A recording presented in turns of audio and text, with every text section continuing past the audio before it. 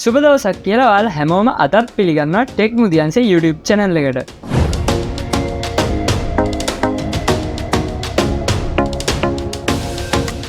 ඔයා කම්පියුටර් එකත් high memory usage එක සහ high CPU usage එක හින්දා slow වෙලාද? එහෙම නැත්නම් මොකක් හරි ලොකු වැඩක් කරද්දි ඒ open කරන් ඉන්න app එක crash වෙනවද? එහෙනම් මේ වීඩියෝ එක ඔයාට. ඉතින් මේ CPU usage එක බලන විදිය දන්නේ නැත්නම් ඔයාලට කරන්න තියෙන්නේ ටාස්ක් බාර් එක උඩ right click කරන්න. ඉතින් මෙහෙම ටාස්ක් බාර් එක උඩ right click කරායින් පස්සේ ඔයාලට option menu එකක් එයි. ඒ option menu එකේ තියෙන task manager කියලා option එකක්. ඉතින් මේ option එක select කරන්න. ඉතින් එහෙම select කරායින් පස්සේ මේ විදියට ඔයාගේ task manager එක open වෙනවා.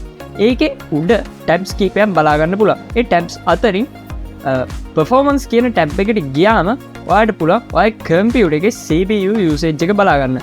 සාමාන්‍ය කිසිම ඇප් එකක් ඕපන් කරලා නැති වෙලාවට මේ CPU usage එක තියෙන්න ඕන 10%ට අඩුයි. ඒත් ඔයාගේ කම්පියුටර් එකේ හෝ ලැප්ටොප් එකේ එහෙම නොවෙන්න පුළුවන්. ඉතින් අද මේ වීඩියෝ එකකින් කතා කරන්නේ මෙන්න මේ ඉහළ ගිහින් තියෙන CPU usage එක සාමාන්‍ය තත්ත්වයට අරගෙන ඔයාගේ කම්පියුටර් එක ස්මූත් විදියට රන් කරගන්නේ කොහොමද කියලා.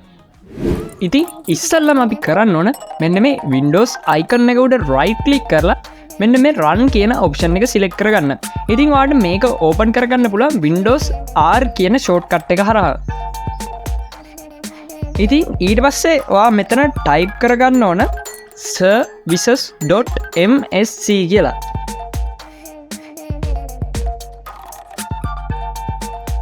ඊට පස්සේ enter කරන්න. එහෙමත් නැත්නම් මෙතන okay කරන්න.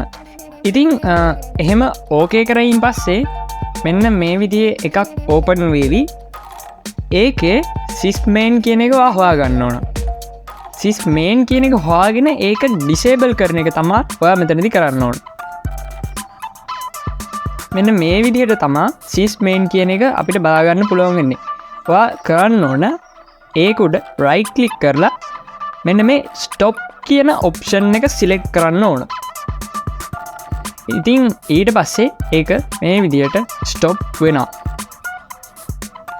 ඉතින් ආයෙත් ඔයා run කියන ඔප්ෂන් එකට ගිහින් ඔයා මෙතන ටයිප් කරන්න ඕන sysdm.cpl කියලා.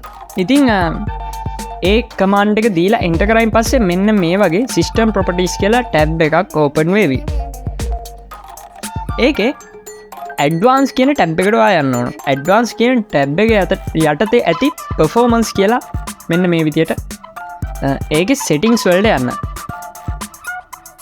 settings වලට ගිහිල්ලා ඔයා මෙතනදී ගොඩක් වෙලාවට select කරලා ඇත්තේ adjust for best appearance කියන option එක.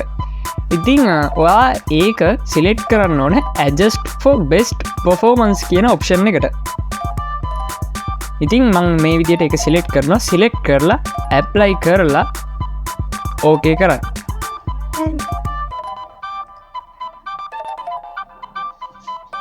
ඊට පස්සේ ඔයා කරන්න ඕන task manager එකට යන්න. task manager එකට යන විදිය මම කලිනුත් කිව්වා. මේ විදියට task bar එක උඩ right click කරලා task manager එකට යන්න පුළුවන්. එහෙම ටාස්ක් මැනේජර් එකට ගියයින් පස්සේ මේ උඩ ටැබ්ස් වගේක් බලා ගන්න තියෙනවානේ. ඒ ටැබ්ස් වලින් ස්ටාර්ට් කියන ඔප්ෂන් එකට යන්න ඕන. ඉතින් මේ ස්ටාර්ට් කියන ඔප්ෂන් එකට ගියයින් පස්සේ මෙතන දැන් තියෙන්නේ ඔයා කම්පියුටර් එක ඔන් කරපු ගමන්ම ඕපන් වෙන softwares ටික. ඉතින් මෙතන කම්පියුටර් එක ඔන් කරපු ගමන්ම ඕපන් වෙන්න ඕන නැති softwares තියෙනවා නම් ඔයාලට පුළුවන් ඒවා මේ විදිහට enable කරලා තියෙන එකක් right click කරලා disable කියන එක select කරන්න. සාමාන්‍ය Skype වගේ software එකක් නම් computer එක on කරපු ගමන් open වෙන්න ඕනේ නැහැ. ඒ වගේම uTorrent වගේ software උත් computer එක on කරපු ගමන්ම open වෙනවා. ඉතින් ඔයාලට පුළුවන් එහෙම open වෙන unwanted softwares විතරක් මේ right click කරලා මේ විදිහට disable කරන්න. මට මෙතනදී disable කරන්න ඕන softwares මුකුත් නැති හින්දා මම back වෙනවා. ඊට පස්සේ ඔයා කරන්න ඕන මෙන්න මෙතන search bar එකේ power option කියලා search කරන එක.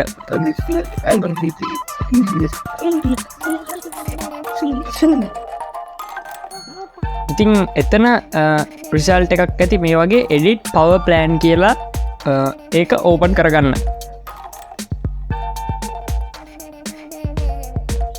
ඒක ඕපන් කරගෙන මෙතන තියෙනවා change advanced power setting කියලා ඔප්ෂන් එක.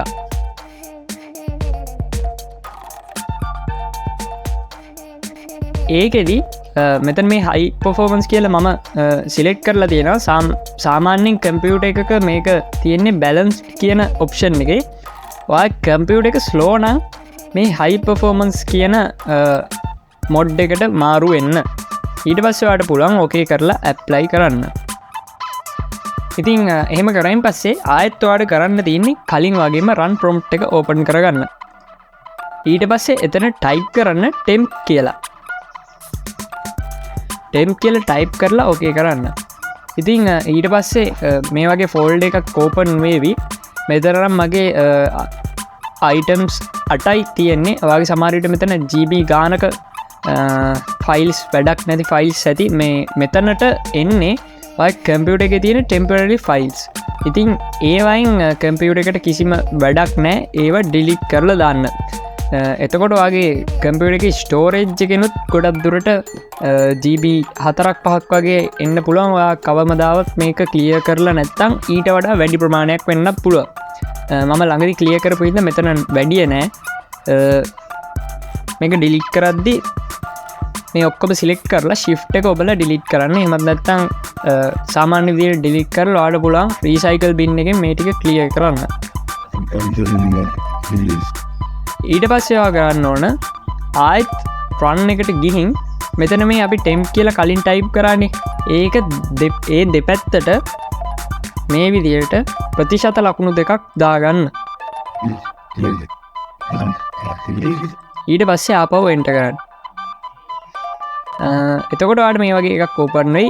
ඒකත් අර කලින් වගේම කම්පියුටර් එකට වැඩක් නැති temporary files තමයි එකේ තියෙන්නේ. ඒ ටිකත් සේරම delete කරගන්න. ඉතින් ඒ delete කරන අතරේ මේ වගේ delete කරන්න බෑයි කියලා આવතින් ඒවා try කරලා බලන්න. try කරලත් හරි ගියේ නැත්නම් skip කරන්න.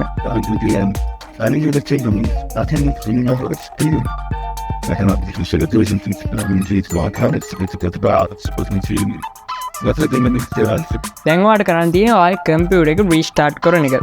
ඔයාගේ කම්පියුටර් එක restart කරාම ඔයාලා කලින් run එක හරහා sysdm.cpl කියලා command එක run කරානේ. ඒකෙදි අපි adjust for best performance කියන option එක තමයි select කරේ. ඉතින් සමහර විට මේ adjust for best performance කියන එක select කරාම ඔයාගේ screen එකත් black color වෙන්න පුළුවන්. එහෙම වෙන එක හරියනවා කම්පියුටර් එක ආපහු නැවත restart කරාම. ඒ adjust for best performance කියන එක හරහා වෙන්නේ ඔයාගේ කම්පියුටර් එකේ හැම එකටම ඔය තියෙන නිකන් තියෙන වැඩක් නැති animation sign වෙනවා. සහ අර look එකට ප්‍රධාන තැන නොදී performance එකට ප්‍රධාන තැන දෙන්න එක තමයි setting එකෙන් වෙන්නේ.